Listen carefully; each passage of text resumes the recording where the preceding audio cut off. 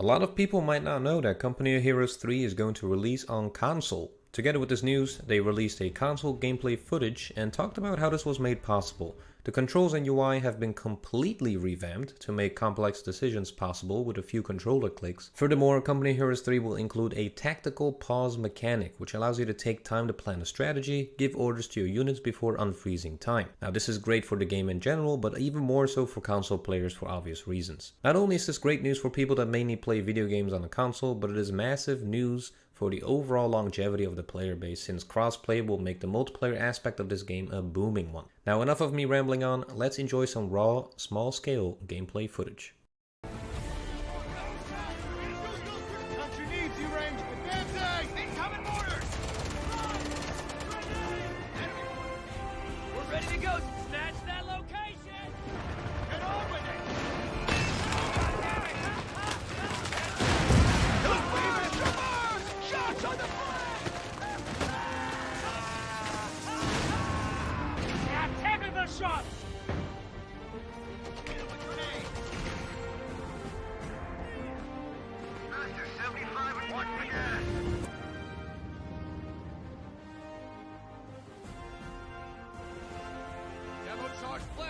Now's a good time to leave, huh?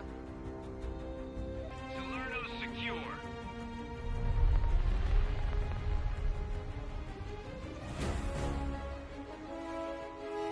Okay, that's us set. Grounds won't be getting back in here anytime soon.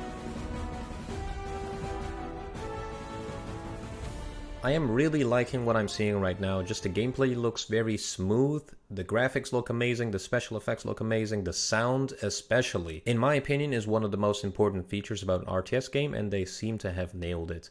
So let's talk about Company Heroes 3 in a more general way. The third installment of Company Heroes 3 franchise will offer twice as many armies at launch as any other game in the franchise before. Initially, we will be able to play as the US and British on the Allies side, with axes consisting of the Wehrmacht and Deutsches Afrikakorps. Now the new gameplay mechanic that I'm very positive about is of course the tactical pause. Now this will not only make it a friendlier experience for newer RTS players and also console players, but I do believe that this will also prove to be an amazing way to teach newer players what to do in certain scenarios. It is a really great way for us to make tutorials for the game as well. Another mechanic will be the ability for infantry to catch a ride on armored vehicles, which was not possible before. And this really emphasizes on the combined arms theme of this game and that it hopes to adhere to. Elevated terrain will now actually give a bonus to infantry, so this really builds up on the verticality of the map and the terrain, and I do hope to see some different terrain, different types of maps where there's maybe a hill in the middle. You can call it King of the Hill mode or something like that, and I'm very excited for that kind of stuff. Vehicles and tanks will now have side armor profiles, giving a major incentive to flank armored vehicles. And lastly, an enhanced battle group system.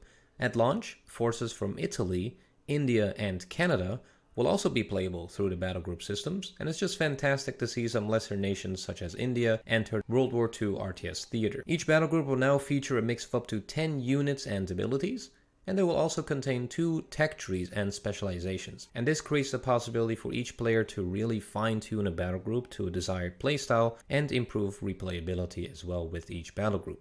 And this is just wonderful to see. Now in terms of single player, there's definitely plenty that Company of Heroes 3 will offer. First of all, you will be able to play in North Africa. You can command the infamous Afrika Korps, a new highly mobile and mechanized faction in a gripping linear single player experience.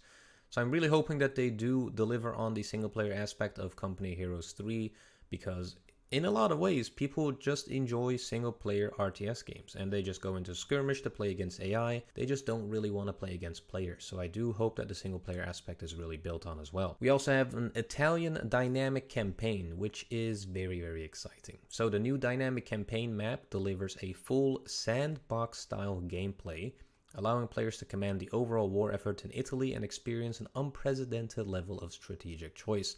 Well, that is what the developers say, but I do kind of imagine that it is similar to the Army General that Steel Division 2 has, and that Warna will have as well, and this is really cool to see. And I'm also wondering if there's any co-op campaigns or co-op single player mode. Now the official release date is set to February of 2023, and so far it seemed like a great year for RTS fans out there. I have a large list of RTS games that I'm looking forward to, and I will detail each of these one by one, so subscribe to stay up to date on the latest RTS news.